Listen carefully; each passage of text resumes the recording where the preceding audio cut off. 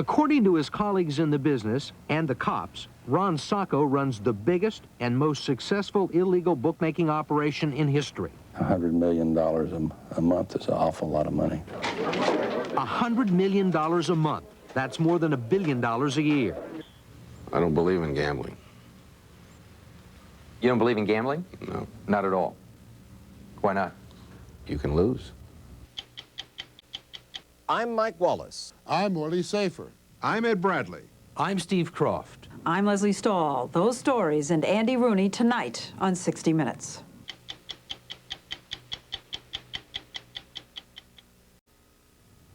If you had a couple of bucks riding on one of this afternoon's football games, or you're planning to bet on one of tonight's basketball games, you're part of what the federal government calls a $50 billion a year business, illegal in most states.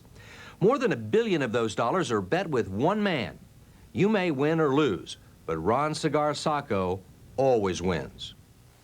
According to his colleagues in the business and the cops, Ron Sacco runs the biggest and most successful illegal bookmaking operation in history. Sacco's operation is nationwide and uses satellite communication as well as toll-free 800 numbers for his clientele.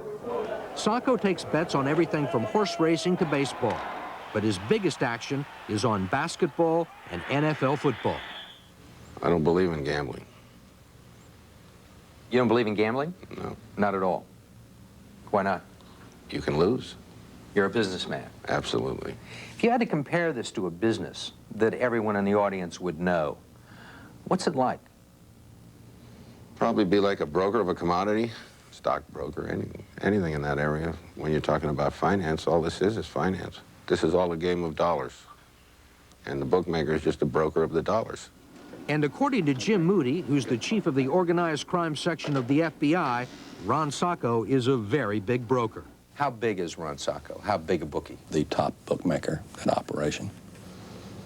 $100 million a month is an awful lot of money. $100 million a month. That's more than $1 billion a year.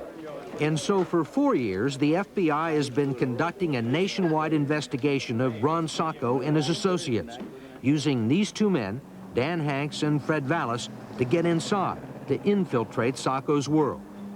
For 15 years, Hanks and Valis have worked as professional informants for federal law enforcement. We are bounty hunters. We look for crooks wherever they may be and where there's a price on their head. And the people they hunt have given Valis and Hanks nicknames. Nicknames they're proud to repeat. Vermin and pestilence, Vermin right? and pestilence, that's true. Who's vermin and who's pestilence? Oh, I'm pestilence. And I'm He's vermin. vermin. Now they mostly call us rats. You know? You really want me to tell you what they are? 2 pieces of puke. How low is that? Ron Sacco agreed to meet with us if we didn't reveal where the interview took place and allowed his attorney to be present. Sacco asked that we point out that he was not admitting any involvement in any illegal activity when he talked with us about the business of sports bookmaking. If I was running a book, I would run it where you try to be the best you can at your business. You let the customers know that they get paid, and then they pay you. People play because they want to play and they want to get paid. Like any broker businessman, the bookmaker makes his money by charging a commission, 10%. That commission is known as the juice, the vigorish, or simply the vig. And that's the lifeblood of the bookie. Can't live on love. If you're a bookie, the key to success is to get the public, the gamblers, to bet as much money on one team as the other. That way, the bookie doesn't care who wins. He gets his 10% commission either way. And to make it come out even, he offers a point spread, like the one you see in your daily newspaper, that tells the bettor how many points his team must win or lose by for him to collect a bet. If too much is bet on one team, the bookie could lose a lot of money. So to attract bets to the other side, he adjusts the point spread, literally changing the odds. And how does the bookie, who usually extends credit to his clients so they can bet, how does the bookie know that he'll get paid? People pay their debts in the bookmaking world, where they may not pay them in the rest of the credit world. Guy will pay his bookie before he'll pay his mortgage. Why do you think? Well, on the East Coast, because the bank isn't going to come back and blow your brains out because you didn't pay the mortgage. That's one reason. Unaware that they had been government informants, Ron Sacco and his associates hired Hanks and Valis to install phones that couldn't be traced. Hanks and Valis are geniuses at that. They're so good at what they do that even the police can't always tell where a bookie joint is located. And how do you do that? The phone company's got to know where the phone's located. Oh, no, they don't. When the phone company installs a phone, like say they're going to install a phone at your house, the dial tone goes over miles and miles of cable to get to your house. And you can tap into that cable anywhere along that line. Hank says it's easy. You order phone lines for one location, then masquerade as a phone company technician, cut into the phone line, and run a wire down the street to a house where the phones are actually answered, and the bookie takes your bets. So you just climbed up on the telephone pole and did the wiring? Yeah. Nobody was suspicious? You're wearing a phone tool belt, you look like a phone man, walks like a phone man, must be a phone man. As trusted phone mechanics, Hanks and Valis were allowed into the inner sanctum of Ron Sacco's operation. Ron Sacco's the king of the bookmakers, who recognized the potential if you could bring all bookmakers under one roof. If you could set up a clearinghouse for every bet made in the United States. What he did eventually is he set up a system where it was almost like master charge. His system is so big that you have to know this person has a credit limit of $1,000. Oh, they want to extend over their limit. We have to send them to a supervisor to get that approved. A bookie with vision. A bookie with vision. He was a bookie with vision. Once Hanks and Valis gained the trust of Ron Sacco, they went straight to the police and offered to work undercover. We approached the FBI, and they welcomed us with open arms. They said, we've been trying to get these guys for years. The FBI made a deal with the two informants, agreeing to pay them a salary to work undercover and a reward once the case was over. But Vermin and Pestilence admit that wasn't enough. They say they supplemented their salary by charging Sacco for work they never did and equipment they never installed. You were getting paid by the FBI, you were getting paid by the bookies, and you were stealing from the bookies. No, that's part of pay. We prefer to think of it as temporarily misdirecting funds. Temporarily? Yeah. You plan to pay that money back? No, we plan for them to go to jail and we won't have to pay it back. How can you pay somebody, have them rob you, and then try and put you in jail? Those are credible people? I don't think so. When you make a bet with Sacco's operation, you do it over the phone. The payoff is handled by a network of neighborhood agents. Valis and Hanks also acted as collectors and couriers of cash and checks between Sacco and his associates and those neighborhood agents. What kind of places would you pick up money and deliver money to? Oh, dental labs, bars, restaurants, union halls. And Fred Valis says in San Francisco, he made deposits and withdrawals at what he calls a special bank for the bookies, this pawn shop in the middle of the city's high-crime Mission District. Darrell Kaplan, who admits he's a gambler, is the owner and operator of Mission Jewelry and Loan. I've cashed checks for bookmakers. That's illegal? I'm supposed to qualify that. I mean, where's this money from? What about when they go to a bank and cash a check? What's the difference? According to the government, Kaplan didn't just cash checks. He kept money on deposit in accounts for bookmakers associated with Ron Sacco. In essence, he was their banker.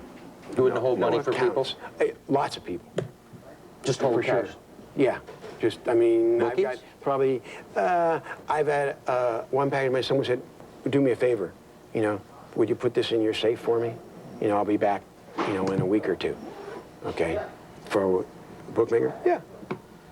Is that a crime? Basically, his little one-man operation took in over $80 million. Pawn shop. Pawn shop. $80 million. Convinced that Kaplan was playing a pivotal role in Ron Sacco and Associates' billion-dollar bookmaking operation, the FBI raided Kaplan's pawn shop. 12 to 14 agents with guns came in here with a search warrant and a seizure, and they proceeded to take all my money. How much money? They took $1 million, said it was gambling money.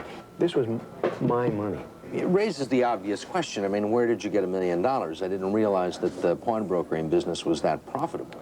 This was the beginning of the month when we cashed lots of welfare checks, Social Security checks, and many people here, when they cash their checks, can't go to a bank. Their ID isn't good enough to go to a bank, so we become their bank. We're kind of the poor man's bank. Bookmaker. But you don't work for the mob. I'm a gambler. I'm not a money launderer. I have no mob connections. I don't know anyone in the mob. I mean, what is the mob? Sports gambling, or gambling itself, to include sports gambling, is probably the biggest producer of money for the American La Cosa Nostra there is. The federal government says that bookmaking business is still controlled by the mob. True? False. Not at all? Not at all. The mob don't want to get involved in anything where they can lose their money. So you're saying that you've got no connections, no associates in organized crime whatsoever? None whatsoever. Never have had.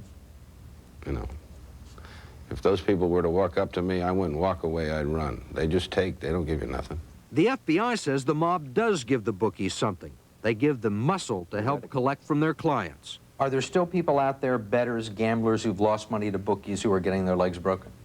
Not to my knowledge. My opinion, that went out 30 years ago. Now, that's not reality. That is not reality. They may not personally collect that money, but they're going to turn it over to a factor, a loan collector that will. Somebody's going to collect that money. What kind of a loan collector? Probably a man with a bent nose that's going to come out and get your money. That's the way business is done. And sources in the Justice Department say that's exactly how Ron Sacco's business is done, with organized crime approval. The approval of these men, New York's Gambino crime family, and its recently jailed boss, John Gotti. You got a call asking you if you wanted to be the Gambino family's bookie. True? I don't want to talk about that. I mean, I don't even know if it was true. I mean, I did get the call, but who's to say it was true? I don't know. Somebody called a friend, the guy was from New York, and I thought it was comical. I said, forget about it. I don't even want to talk to anybody.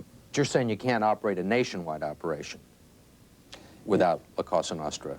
Yeah. In my opinion, working organized crime 21 years, you cannot do it. And so Ron Sacco and company are currently under investigation by a federal grand jury in San Francisco and by FBI offices all over the country for everything from bookmaking to trying to fix a college basketball game. To try and avoid the heat, the billion-dollar bookie came up with a new ploy. He moved his operations offshore, here, to the Caribbean island nation of the Dominican Republic, where gambling is legal. Sacco installed TV satellite dishes, and to keep in touch with his clientele, Sacco arranged for toll-free 800 numbers connected to AT&T in the United States. He is the largest telephone subscriber in the Dominican Republic. But if Sacco thought he was safe here in the Dominican Republic, he was wrong. The U.S. Justice Department put pressure on the Dominican government, and in January of 1992, Just before the Super Bowl, Dominican authorities raided this home and arrested a score of people they said were involved with Ron Sacco's 800-number bookmaking operation. but a few weeks later, Ron Sacco was back in business at another location nearby with the blessing of the Dominican authorities. You got a multi-billion-dollar, multi-billions being wagered across the United States in the course of a year. I mean, it's there. You can deny it all you want, but it's not going to go away. It's there. People are going to play. Want to place a bet? Well, first you need to know one of Ron Sacco's agents. He could be a bartender or the cashier at the corner cafe. He'll arrange for your credit line, how much you can bet. Then he'll give you an account number and an 800 telephone number. What do you got on the Vikings tonight? I get 5.5 and 42. Okay, give me the Vikings for 200. You got it, 2 plays, 2088. Okay. Thank you. Thank you. Still in business. Sacco's 800 number is still working, but you can bet the federal government is listening in. Several of Sacco's associates have already been indicted, and sources in the Justice Department say Sacco and pawnbroker Darrell Kaplan are next.